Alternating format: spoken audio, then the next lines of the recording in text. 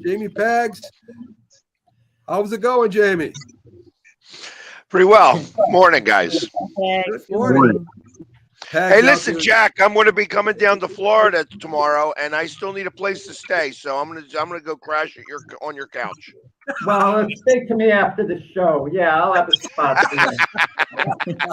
Oh, that would be None of your Philly friends are welcome, though, along with you, because I know they did away with Dollar Dog Night, the Phillies, because they hey, were very unruly. hey, listen. I was okay with that. First off, those dogs. Yeah, if you've ever eaten one of those dogs, and I've had to every Dollar Dog Day because I'm there at the stadium, and they're like the worst dogs you could possibly get, mass cooked, undercooked, and like it's just they're thrown together, they're thrown in like tinfoil, and they're squished. The reason why they threw them because that was the best thing to do with them because you really could eat them.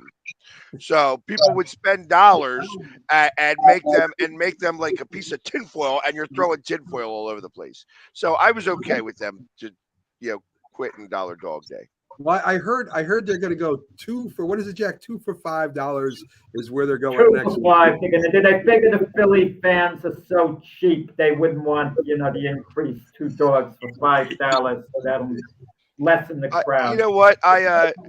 It's such a mess when they do Dollar Dog Night, and it like it was such a stress for everybody except the fans.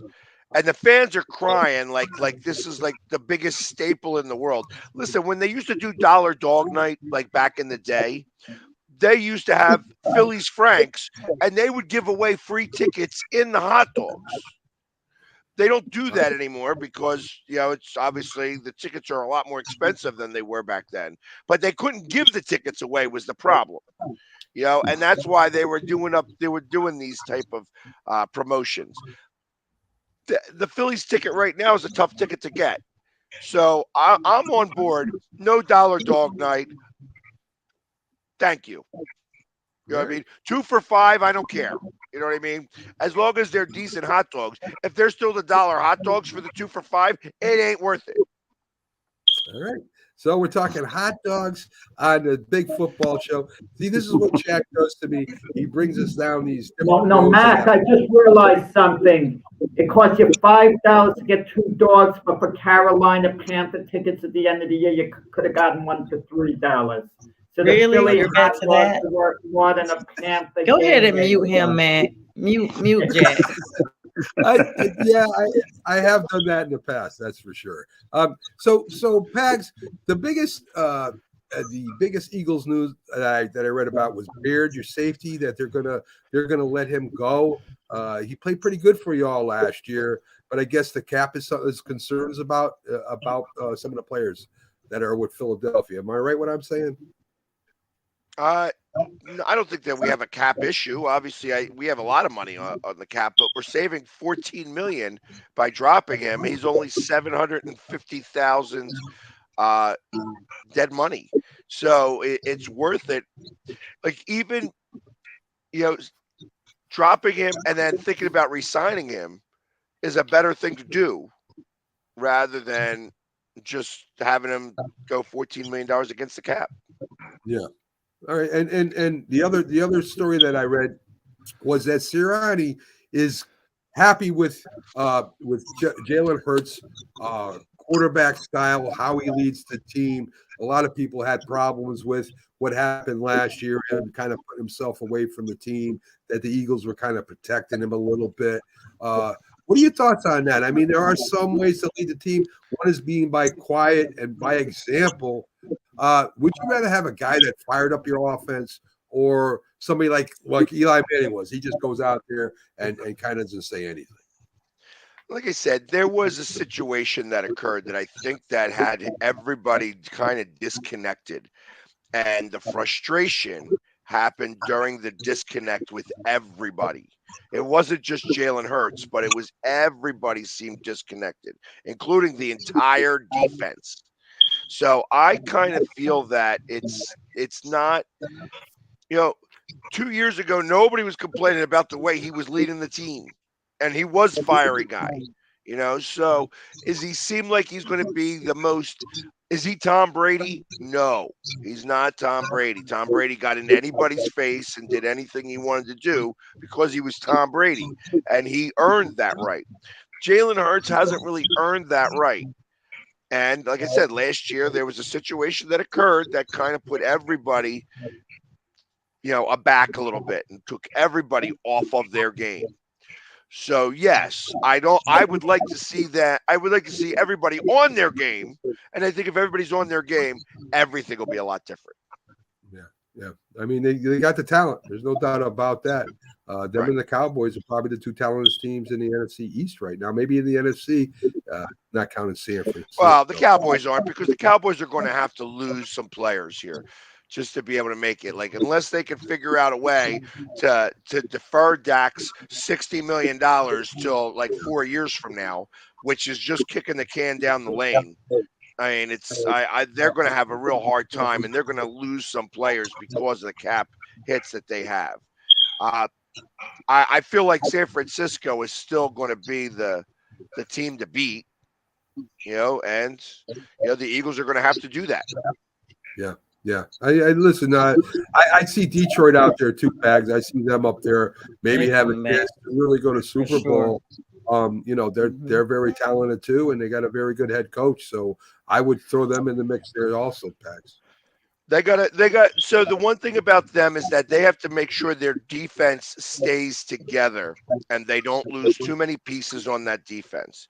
The offense, I think, is a halfway decent offense that will score some points, but their defense is going to be what will win them games. And ultimately, I think that's the difference between Detroit and San Francisco. I think San Francisco is a little bit more of a complete team, and they are going to stay together for the most part.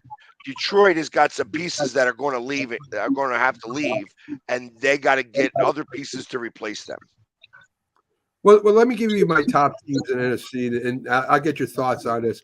I think San Francisco, I agree with you, is probably number one. I think Detroit's number two. I think Philly and Dallas maybe tied at number three. And I think don't count out the Green Bay Packers. The Green Bay Packers have really looked good last year, and I think they'll get nothing but better this year too. I think Green Bay's a legitimate Super Bowl contender also. What do you think, James? I think the order that you mixed in is correct, but I would put the Eagles over the Cowboys, and Green Bay was a surprise. I guess Jordan Love, the brass knew what they had in Jordan Love, and so he just showed that he could be a top quarterback in this league, top 10 quarterback in this league, and I think they're gonna continue to be successful. If I'm not mistaken, Sonia, Detroit beat Kansas City the first game. A lot of people thought that might happen, but they also beat a couple other big teams along the way. Is Detroit the favorite this year? Can they beat San Francisco? I certainly think so. The 49ers throughout the season did not look as solid as they did in the Super Bowl. The Super Bowl being the exception to the performance. I was impressed with how their defense showed up and even the offense to the very end. But let's be honest, the defensive coordinator that got them through that season is no longer with the 49ers, Steve Wilks. So now they have a new defensive coordinator coming in. They're going to have to acclimate to that change as well. And let's be honest, the Lions are for real. I really believe that. I believe the hype, so to say. Dan Campbell had them really riled up. He had them playing really well. They have a lot of weapons on that team with Jahmyr Gibbs and Amara St. Brown. A lot of weapons that everyone took note of this year. And if those guys came in at the beginning playing like that, just imagine with the maturity that continues on throughout the off season and training and what have you, they're going to be pretty lethal next season. And they're going to definitely be one of those teams that learn from the mistakes that they lost, those games they lost this season, and try to capitalize. Plus the schedule changes next year. So they're going to have different opportunities to play different teams, but they're definitely going to be formidable to be the ones that can bring the 49ers down. Well, now they have a target on their back. Before they were the kind of hunter, they're going to be the hunted out there. Jack, Yeah. you talked about Detroit a couple years ago. You kind of foresaw this happening as you projected them going up. You were like a year behind or so, a year ahead or something. But Jack called the Detroit Lions. He called them that they were going to be a legitimate playoff team. I think it was a couple years ago, Jack. Yeah, but you wonder, did they miss the opportunity? I mean, Dan Campbell was being brutally honest by saying they might never get that opportunity again to have the Super Bowl, practically in their hands and to let that lead slip away. It's so hard to get back to the spot you were before. It's not just personnel and the moves you make in the off season, it's how you're playing at the time. People forget that late in the season, Kansas City was beaten pretty soundly by the Las Vegas Raiders. The Raiders really outplayed them, and that was a big regular season game for Kansas City. And when Kansas City started the playoffs, I mean, they weren't exactly going in with much momentum, yet they straightened the ship out. And you kind of wonder what the case is going to be with the Lions in that regard, because something about the Lions, there's an inconsistency. They'll show moments of brilliance, and then it's going to kind of slack off. And even when we were talking about the Eagles before, which Eagle team, for example, this goes for all teams in the NFL, which ones are going to show up? The Eagles were so bad the last 5 games. Is that just an aberration? Is that just an attitude thing? Is it going to be straight now that has their window closed? And I don't mean get specifically on Philadelphia. I'm talking about all teams. We see it so much at the time. The teams playing really well and then they lose it, and because there's such parity in the NFL. Yeah, I don't know if I necessarily agree with the parity thing, because normally it's the same teams fighting for the Super Bowl every year, basically. But anyway, I get your point, Jack. Pags, well, first let me go through the rest of the NFC East here. Some news. Washington releases tight end Logan Thomas, a really good tight end. I guess Washington's pushing on from some of these players here. Dallas, they're saying they're keeping Trey Lance, good for Dallas, and they need some big bodies in the middle to stop the run. Let's see, the Saints, they're releasing Marcus May, James, safety, kind of getting older now, right? He's out of his prime now. A lot of money going towards him. They're going to try and cut that back. I guess it will open like $7.2 something million in cap space. And I heard some rumors about Kamara might, even though he's not a free agent, they might try to see what they can get for him. What are your thoughts? Well, my thoughts in regards to Marcus May, he's had some trouble off the field the past few seasons, and he hasn't been on the field. He's been often injured. So that equation is not a good equation to keep someone that, okay, if you're a moderate starter, above average player, and you have some trouble off the field, we can keep you and deal with you. But if you're having some issues off the field and you're not playing because you're often injured, and we have a couple of guys that we can fill in that can play your role, like they drafted a 5th round pick last year, and he played pretty decent for him, filling in for him. And yeah, I'd go ahead and get rid of him. But in regards to Kamara, that's not going to happen. I mean, why would you trade away a wonderful asset like that when you're bringing in a guy like Clint Kubiak from San Francisco that pretty much they show you what they did with McCaffrey, C-Mac. Alvin Kamara is pretty much the same player, and he's still in his prime. I mean, they revitalized C-Mac's career. As you remember, when he was in Carolina, he was great there in the beginning, but then he started getting injured, and he wasn't the same guy. But when he went out to San Francisco, he did great, and I think they're going to do the same thing for Kamara. Well, Kamara is making $15 million salary annually, and that's why it was word that maybe they might try to cut that money out of their salary cap, and that's why they mentioned that might be a play for him. I believe they keep him too, to be honest with you. He's great catching the ball in the backfield and running the football. He's a two-way threat, and it would, that's like having a receiver and a running back in one. So you're getting two for the price of one there. So I agree with you. I think they keep Kamara. Pags, the Eagles. A couple big signings coming up. We've talked about it before. Smith is one of them. What's going to happen with your offensive line if Kelsey leaves? Do you need to bring another center in? Do you need to draft a center just in case he does? I mean, there's a lot of things that Philadelphia has to consider going forward next year. Actually, we have two centers that we drafted. One was named Jurgens, one was named Dickinson. So the center position is actually going to get filled in quite nicely, I think. As I believe, they always like drafting offensive linemen, and they always like that offensive lineman to wait a year before they play them anyways to go through Stoutland University, which is the offensive line coach. So the offensive line, I have really no concerns about whatsoever.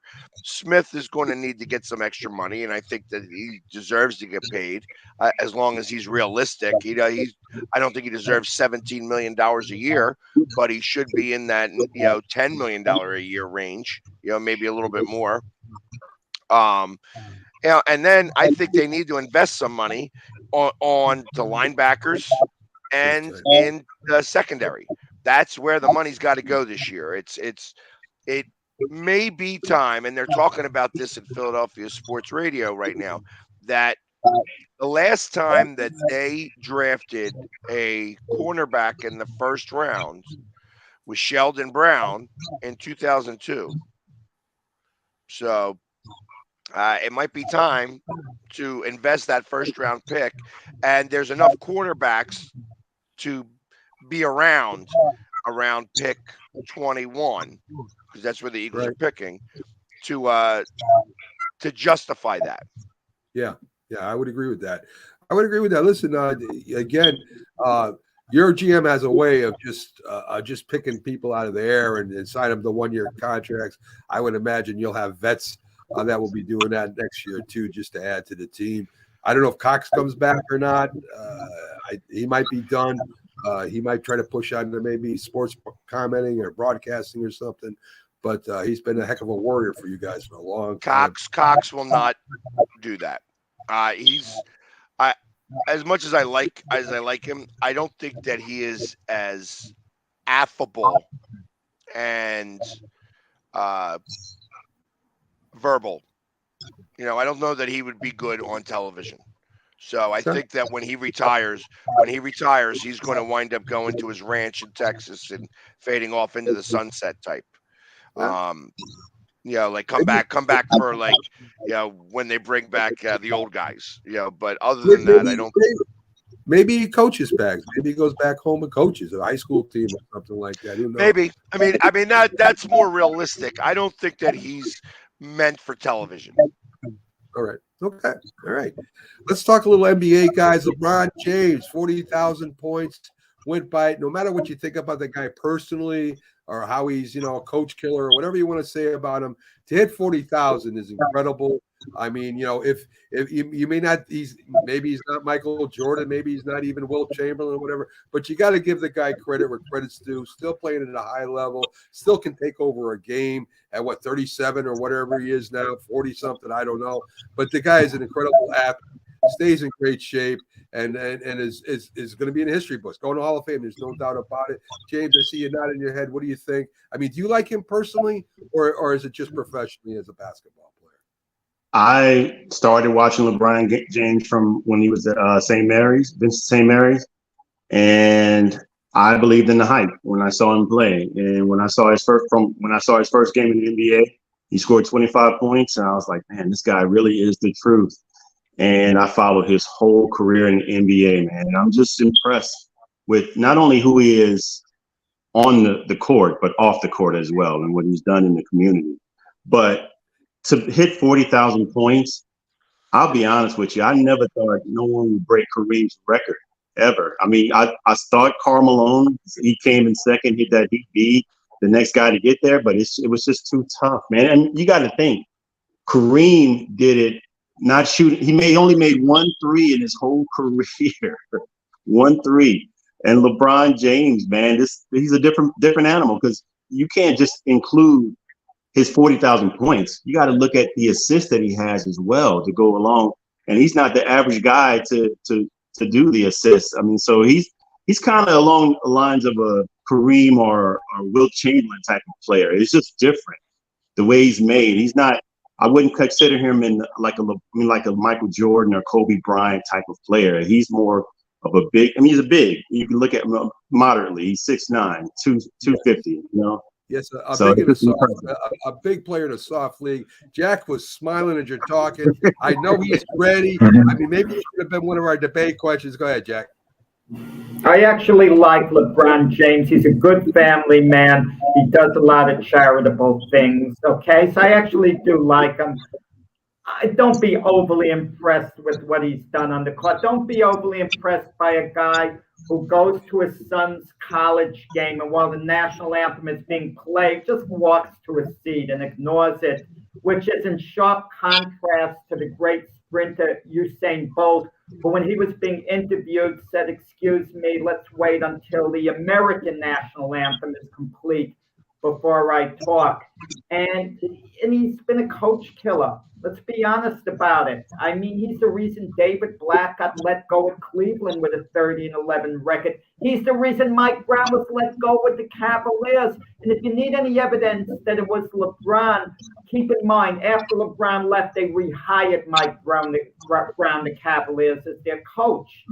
And this is the same guy who puts his son on the cover of Sports Illustrated with him, says Bronny is better than a number of NBA players. And then when Bronny's draft status in the mock draft slips, he said, leave him alone. Let him enjoy the college experience. And he accuses people of being haters. This is the same guy when Brittany Griner was in captivity saying, I don't even know why she'd want to come back here to the United States. I'm not impressed with a lot of the mistakes he made, but I still like him. Like I said, good family man, has done a lot of good charitable things. And I think underneath all that, he is a good person, but there have been a lot of miscues. Just to walk on that, just to what you're saying. I mean, I think that when he's put out into the public eye, that he isn't prepped properly. I firmly believe that. Walking in on the national anthem, okay, yeah, you really shouldn't do that, but you know, I could see where somebody could get that as like a jab against them and you know, turning the knife a little bit. But he's a basketball player. So when you take away all the things that he said and you just look at him as a basketball player, he's absolutely in the conversation of one of the best 5 to ever play the game. And I think that's really, like I said, it's when you got to take Wilt Chamberlain out because he was somebody opposite, somebody different. But like you're always going to have him at the number 4 spot. I feel you have Michael Jordan, Mamba, you know, and then you have LeBron James somewhere in that mix. You know, Pax. And you all brought up Wilt Chamberlain. It's odd that the exact same 62nd anniversary of Wilt Chamberlain's 100-point game was the exact same date that LeBron got his 40,000 points. So another day in history in the NBA. So let's Can I ask you this? Your opinion just quickly. Go ahead. Well, you started off. Let me wrap up LeBron James. If the Lakers win another championship with LeBron, let's say he plays for them a few more years, what does he go into the Hall of Fame as, a Cavalier or a Laker? Well, they did win a championship. They won that in-season tournament. They put that rafter up in the rafters. Listen, LeBron James, it's hard to say where anybody falls anymore as far as the greatest. Different eras, no 3-point line. I mean, you know, imagine if Jerry West had the 3-point line. Would he be the leading scorer of all time? You can't compare today to yesterday. The eras are different. The rules are different. It was a different game. It was a little bit tougher. You know, when Jordan played, I mean, they destroyed him when he tried to go over the middle. They're not destroying anybody going over the middle anymore, unless somebody from the Golden State Warriors might be there. He might grab you and throw you down. But other than that, that's not the way the play is anymore. So it's hard to compare LeBron James to any of the past players and say who's better and who's not. It's just a totally different game. So, I always had a problem saying it's like that any sport, right? I mean, the rules have changed pretty much all through sports. I mean, even in boxing, they used to fight till somebody was almost dead, 110 rounds. It didn't matter. I mean, the things have changed. So it's hard to compare today to yesterday. Let's say in this era, maybe he is in the top 5, top 7 or whatever. But you can't compare him to some of the past players. It's just not fair to them. It's not fair to LeBron. So anyway, let's talk a little bit about the worst team in basketball right now. It's not Detroit anymore. It's the Washington Wizards. They fell below Detroit. Who is the owner of the Washington Wizards, Jack? Well, it's not a Pollen anymore. I mean, it's but they are a terrible team because they don't have upside. I mean, they Jordan Poole, Kyle Kuzma, guys like that to build around. At least the Pistons have a number of young players led by Cade Cunningham, and they have a really good coach, Monty Williams. So I can see a much brighter day for Detroit. But this Washington franchise, I think they're going to be in quicksand for quite a while. I'd agree with that. It's hard being a Wizard fan. It really is. It's hard. Ted Leonsis is the owner. Yeah. Thank you. Look at that. Sonia's all over it. Thank you, Sonia Googled it now. I mean, you had a little just waiting for you to stop talking, Jack. Yeah, Sonia, no one's paying attention to Sonia when I was talking, and she just Googled Wizards. Who cares about the Wizards? What a hater. I mean, the Washington Wizards fans care about the Wizards. Do they really care about the Wizards, the Washington Wizards fans? I mean, I guess. Are there Washington Wizards fans? Because I don't see any of them at the games. Yeah. I mean, Philadelphia is near Washington, Pax. The Wizard fans come to Philadelphia to cheer their team on. Have you noticed that? I do notice a couple of Bullets jerseys. Yes. They're the old school Washington fans. Right. Bob Berry, West Tell the truth, pal. The Wizard fans take over the Philadelphia court. Honeycomb Johnson. Yeah, the Wizards fans, they come when it's Disney on Ice. They come dressed as wizards and they do that. I think Disney on Ice had who's the kid wizard? I don't know. Oh yeah. Mickey Mouse? No, not Mickey Mouse. No, you're talking about the kid wizard. He has a little one. They had all them movies. Harry Potter. That's him. Oh, I thought Thank you you were saying to the that producer. Harry. Thank you to the producer. That's when all the wizards show up. Yes, someone help me out here. The last 2 years, the Wizards have moved on from Bradley Beal and Porzingis. What did they get in return to help, get the team going? That's what I don't get. As bad as ever, and there doesn't seem to be anything on the horizon unless they luck out in a lottery pick. And I'm not sure exactly who's there that's going to turn the team completely around. Well, they do have like 3 first-round picks this year, right? Yeah, but there's going to be a couple of the later picks if they having Phoenix's pick and the Celtics pick, or getting it through. No, the Celtics got Porzingis actually from Dallas, but I'm not sure where that third pick's going to come from. But they can't draw any free agents there. They can't draw any free agents there, and why? You can't really build around Jordan Poole and Kyle Kuzma. Those aren't the guys that you're going to build around. You need a premier superstar to be there, and doesn't seem like one wants to come there. It's hard. They're 9-48 right now, and they're about to play the Warriors. So, and the Warriors are almost split even. I think they're 29-28 or 28-29, something like that. But the Wizards are horrible. To get a big star there, first you got to start winning, which is the problem, right? The Knicks had that problem, still kind of have that problem. They got more interest than before. The 76ers, you got Joel Embiid there, they're winning. I mean, you could get stars going there. It's very the Celtics, right? I mean, who would want to play for the Boston Celtics right now? I mean, you've got to get that winning culture first before you start looking for free agents to come. Well, over, they right? are going to get that winning culture because they're going to draft Bronny. Yeah, well, that's The Wizards are going to draft Bronny. I mean, that would be a way to get somebody big name over there, wouldn't it? Yes, it would get LeBron maybe going over there. Yeah. And I tell you what, that would actually be a good spot for LeBron to go because they have nowhere to go but up. That's true. That's true. Get some more points. Yeah, but how do you put a spin? Let me ask you this. How do you put a spin on that if you're Washington? You can't say you would have drafted Bronny anyway. If you're going about number 12 or 13, you could say it even though it might be a stretch. But if you're going in the first 3 picks and you draft Bronny, it's obvious why you drafted him to get LeBron. Who cares? Who cares? Say that. Because Washington is the place where legends go to die. Jordan. Yeah. Exactly. That's where legends go to die in Washington. One more thing. Jordan went to Washington and he didn't turn around their fortunes much. Imagine Bronny's drafted by Washington, LeBron goes there and they become a title contender. People are going to draw the comparison of Jordan and LeBron, what they each did for Washington.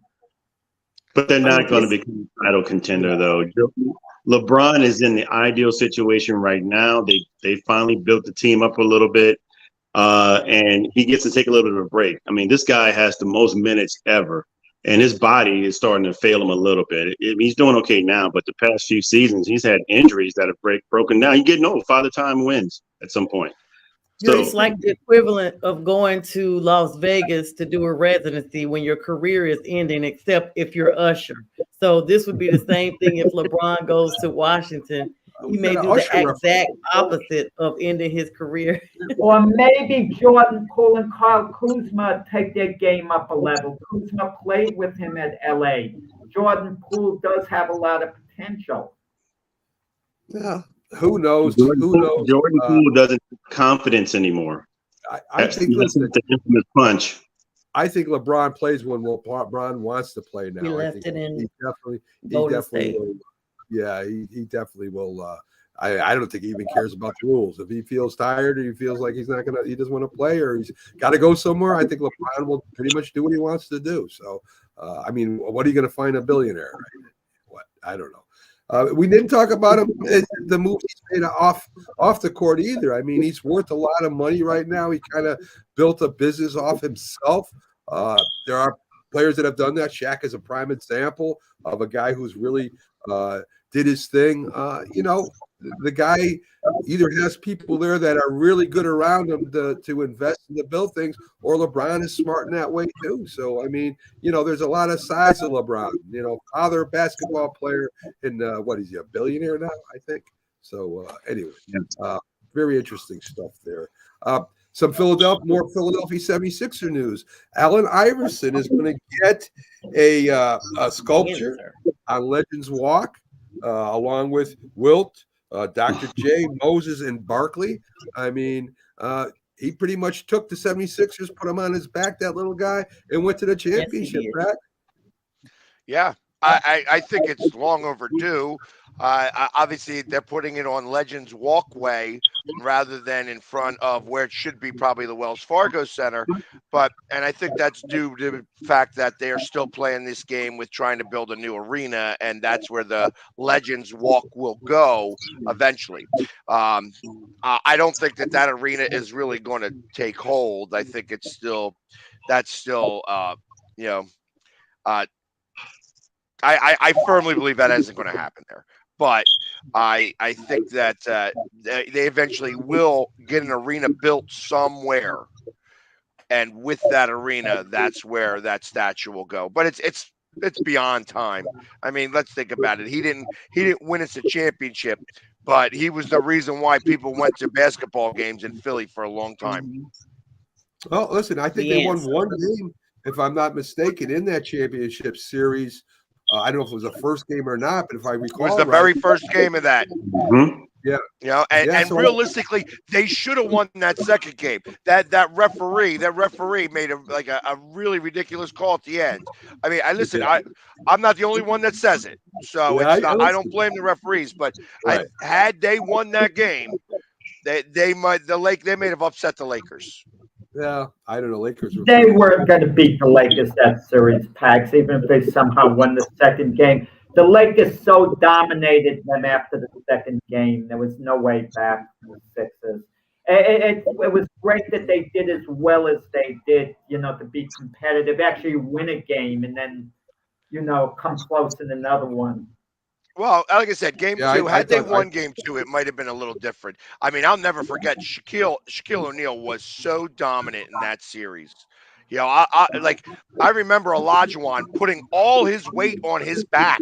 Like it was such an iconic thing where Shaq is backing him down and he's got all his weight on his back and still couldn't stop him. Just could not stop him at all. Not too many people He do. was unstoppable that series. And then of course Kobe Bryant doing his thing. It really was, it was a good series. Unfortunately, they just didn't have any other scorer except Allen Iverson.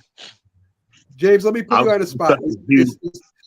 Let me I'm put you on such the a spot. huge fan of Iverson, man. That first game when he stepped over Tyronn Lue after that shot, man, that was just man. I was the only person because everyone was Laker fans. I was the only person in the room standing up, jumping up and down because I knew they had a shot. I thought they had a shot when they won that game. Let me put you on the spot. Is Allen Iverson the best small player in NBA history? You asking me?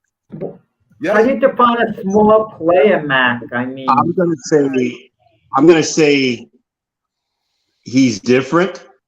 Because it was hard to compare. I mean, you look at a guy like him, and then look at a guy like Isaiah Thomas. You know, they're two different style players, but they're both great at their height and what they did. I would say I like Isaiah Thomas, huge Isaiah Thomas fan in the Pistons. And especially with the bad boys, they went up against Jordan, they went up against the Lakers, they went up against Boston. They were pretty formidable. But we're talking Allen Iverson though. He had no help. You had a whole bunch of guys you can name on Detroit that were just like dominant. The Fab But there was Five. nobody with 5'3" Philly. Muggsy Fab Bogues. Five.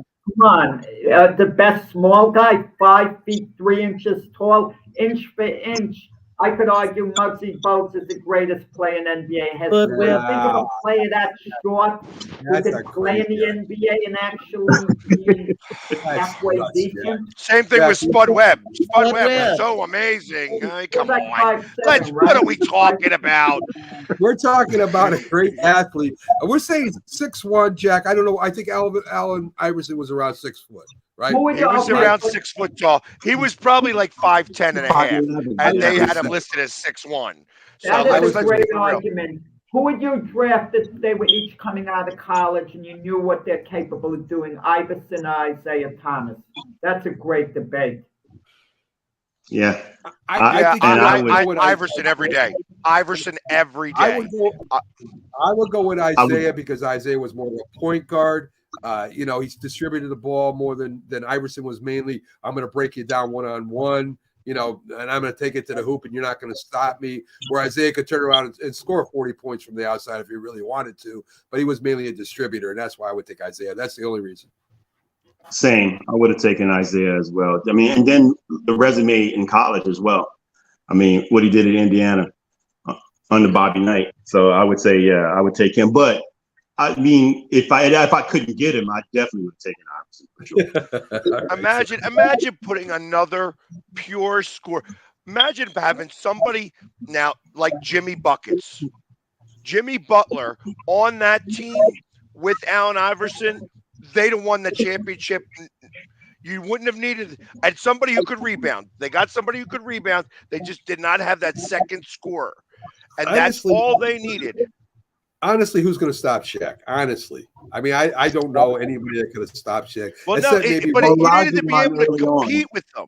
You needed to be able to compete with them. He couldn't score 50 points a night was the problem because he was getting hacked all the time. Every time he went in, he got crushed. So you needed that second scorer. You needed a second scorer.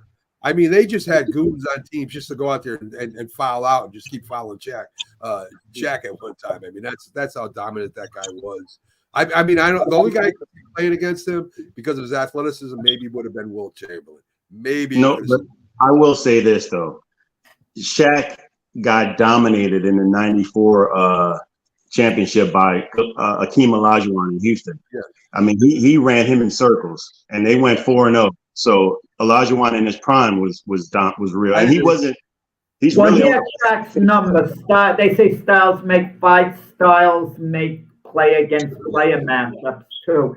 For some reason, Olajuwon could always play well against Shaq. Something about what Olajuwon did, if I remember right, is he brought Shaq out to him. He didn't challenge Shaq out inside. He said, "Come out and play me out here," and he tore him up. And that's what I remember from that series.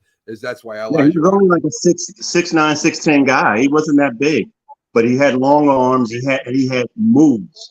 This guy's moves was ridiculous. I think he was a little taller than that, James. I thought he was 7 foot. I thought he was 7 foot tall, but look it up, and he's like 6'10". I'm telling you.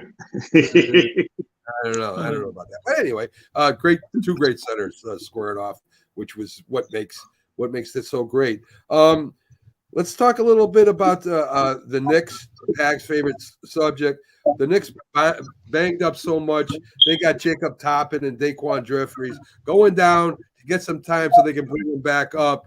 I mean, it's just out of control there right now. The only thing they can hope for is maybe get the play in. Good thing they got Hartstein, their center there, who's kind of the man in the middle for them till the other players get back. But Jack, me and you I know you're a Nets fan, but you follow Knicks as much as I do. I mean, right now they'll be lucky to get him playing. They're bringing Shake Milton in. Yeah, Julius Randle was much maligned, but now we see how valuable he is to the Knicks with him out. I mean, the Knicks just aren't the same. Yeah, I agree with that. And when they were here, they were saying they were giving MVP chance to Brunson. Is he worthy of that chant? The MVP is so tough because there's so many different MVPs for teams, right? I mean, Brunson, he's hurt now, so that's sort of like what happened with Embiid. Embiid was challenging for but then he got hurt. He's not playing. It's the same thing with Brunson right now. I guess without Brunson, the Knicks wouldn't be the Knicks till he came there. The Knicks were just kind of the eighth best team in the East. Now he's kind of raised their level. Him and Randall together.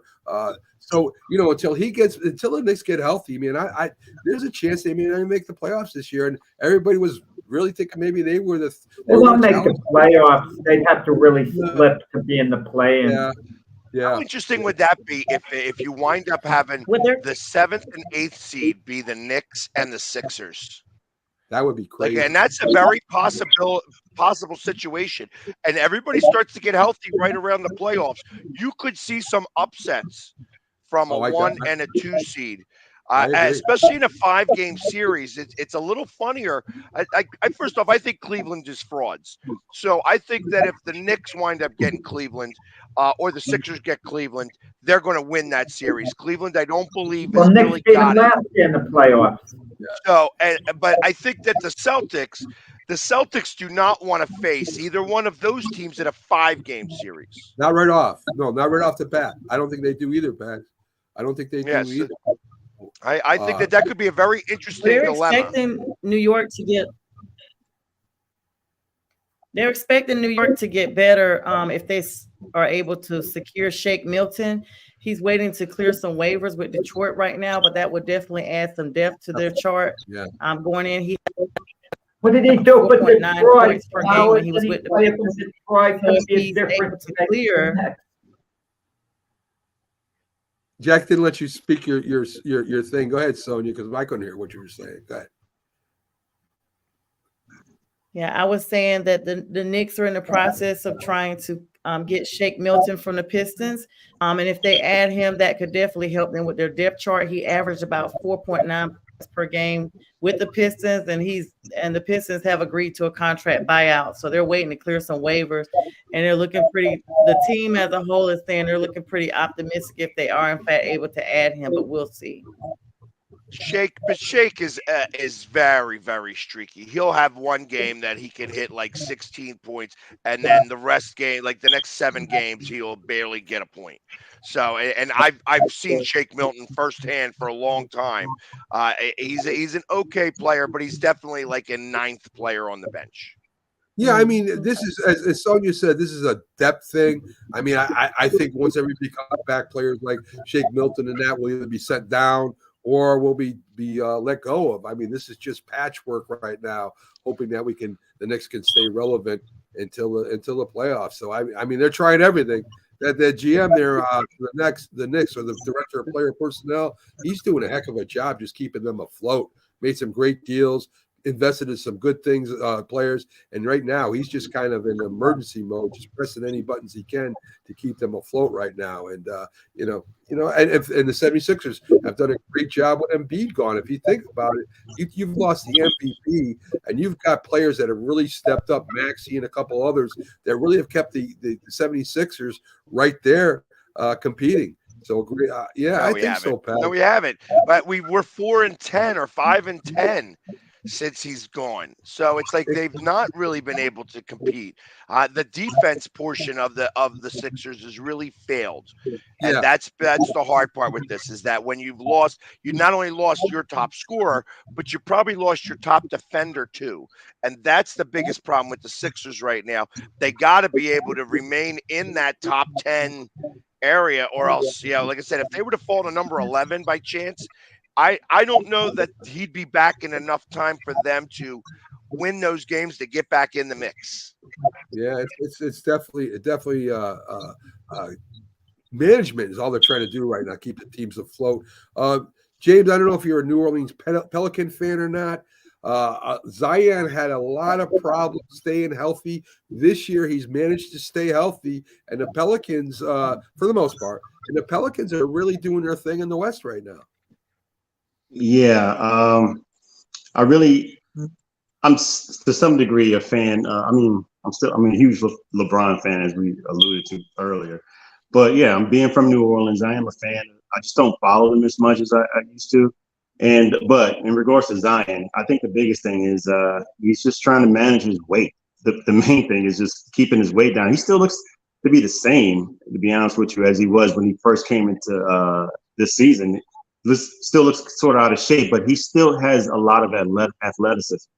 And so I think that's what keeps him, keeping his weight down is what keeps him in the game. And then you just have a lot of other players there on that team that are just like pretty above average.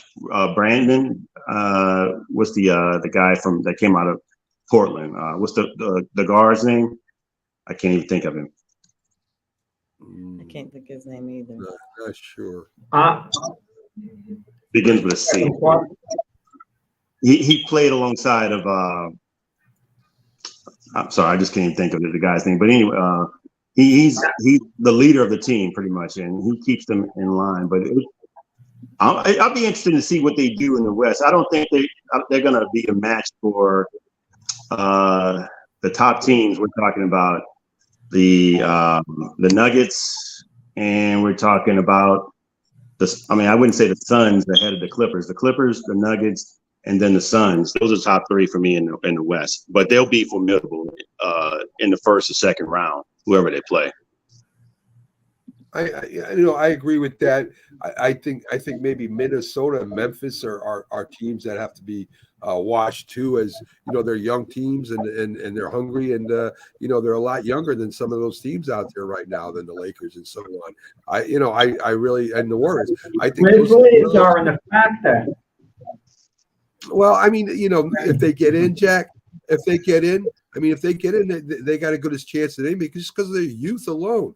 I mean, I know they're not as good as they were over the past couple of years. I understand that, but they're still a formidable team if they get in the playoffs, just of their youth alone. So I don't know. We'll see what happens. I think the West is wide open. I think the East right now belongs to the Celtics. The Celtics are saying they're even trying to figure out ways to avoid boredom. I mean, that's kind of calling out the other East teams, saying something like that. But, they got 3 legitimate stars on that team and a bench that's unbelievable. I don't think anybody. Well, I don't care. you talk about teams missing players, like I mentioned, Randall being missed by the Knicks, Middleton for the Milwaukee Bucks. I mean, that's their third wheel. They got Damian Lillard. They paired him with Giannis. That's as good a 1-2 punch as you're going to have in the NBA. But missing that third wheel has really hurt them. So getting Middleton back is of extreme importance to the Bucks. Hey, and say what you want about Doc Rivers, but they got the Bucks playing defense and they're winning again. I mean, does that change anybody's opinion of Doc Rivers? I mean, the Bucks are legitimate championship contender, and now instead of just offense, they're playing defense.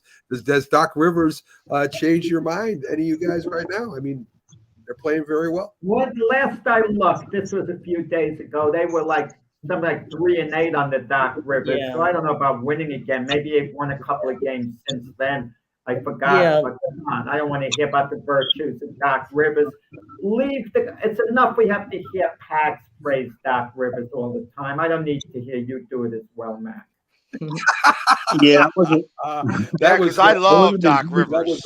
Doc is my favorite guy. I wasn't a huge This fan is of them all- firing the coach when they were second in the East. That That was wasn't a a great big. move. That was a big deal. But James, That it's was the an players. You look towards the players. If they're really upset, that's revealing. And the players on the Bucks weren't that upset. Same way I was telling Sonia in another show with Steve Wilkes, the 49er defensive coordinator. Of course, the players are going to say, "Oh, he did a good job. We hate to see him go." But there's a difference between being truly upset and just saying what's politically correct. Because everyone's going to say what's politically correct. There Yeah. wasn't an uproar about it. That's very true. Very true. So coming to the end of the show, thank you, James, for coming in. Maybe we'll have you on. Until our superstar back, we might have you on every Sunday. Not that you're not our superstar, James. I'm just, we're talking about 2-time Super Bowl champion. So if he comes back, maybe we'll have to let you go or bring you in as a guest on Sundays, which, you got tremendous knowledge. Love having you in today. Thanks to Keith Angle. Of course, thanks to Pags, bringing us a little bit of excitement and Philly news as we always have every Sunday. Folks, stick with Roku. A lot of shows still coming up, especially tonight. New sports all day, every day. That's our Roku channel. And stay with us. Everybody have a great Sunday. Say your prayers and go to church, please. All right. Have a great